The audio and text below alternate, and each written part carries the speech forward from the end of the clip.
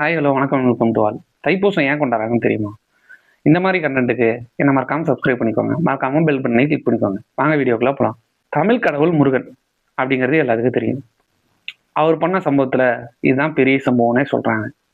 சூரபத்மன் அப்படிங்கிற அரக்கன் தமிழ்நாட்டுல கொஞ்சம் அட்டூழியம் பண்ணிட்டு இருந்த சமயத்துல சிவபெருமான் முருகனை போய் வதம் பண்ணுவாங்க அப்படின்னு அனுப்பி வைக்கிறாப்படி. அப்படி அனுப்பி வைக்கும்போது முருகன் போய் அவங்க அம்மா பார்வதி தேவி அவங்கள்ட்ட ஒரு வரம் ஒன்று வாங்குறாங்க. அந்த வரத்தோட சேர்த்து பார்வதி தேவி ஒரு வேலையும் கொடுக்குறாங்க. அந்த வேலை வச்சுதான் அந்த சூரபத்மன் அவங்களோட படை எல்லாத்தையும் அடிச்சு துவம்சம் பண்றாப்படி.